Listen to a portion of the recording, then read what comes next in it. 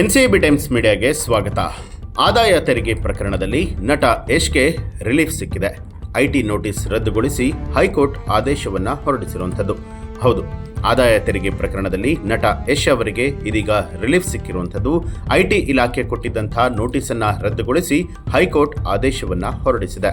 ನಟ ಯಶ್ ಅವರ ಆದಾಯ ತೆರಿಗೆಗೆ ಸಂಬಂಧಪಟ್ಟ ಹಾಗೆ 2013-14ರಿಂದ 2018-19 ಅವಧಿಗೆ ನೀಡಿದ್ದ ನೋಟಿಸನ್ನು ಇದೀಗ ರದ್ದು ಮಾಡಲಾಗಿದೆ.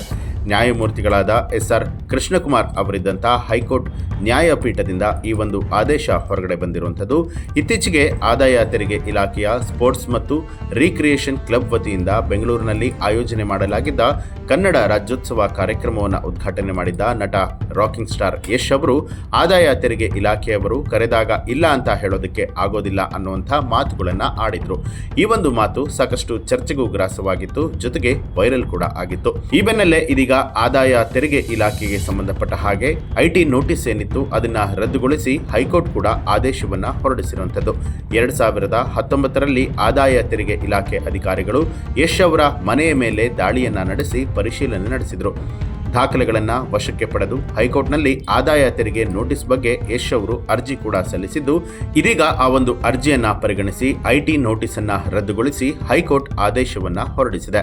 ಈ ಒಂದು ವಿಚಾರ ತಿಳಿದು ಇದೀಗ ನಟ ಯಶ್ ಹಾಗೆ ಅವರ ಅಭಿಮಾನಿಗಳಲ್ಲೂ ಕೂಡ ಸಂತಸ ಮನೆ ಮಾಡಿದೆ. ಈ ಒಂದು ವಿಚಾರಕ್ಕೆ ಸಂಬಂಧಪಟ್ಟ ಹಾಗೆ ನಿಮ್ಮ ಅನಿಸಿಕೆ ಅಭಿಪ್ರಾಯಗಳನ್ನು ಕಮೆಂಟ್ ಮಾಡಿ. ಹಾಗೆ ನೀವಿನ್ನೂ ಕೂಡ ನಮ್ಮ ಚಾನಲ್ ಅನ್ನು ಸಬ್ಸ್ಕ್ರೈಬ್ ಮಾಡಿಲ್ಲ ಅನ್ನುವಂಥದ್ದಾದರೆ ಈಗಲೇ ಸಬ್ಸ್ಕ್ರೈಬ್ ಮಾಡಿ, ಬೆಲ್ ಐಕಾನ್ ಒತ್ತಿ.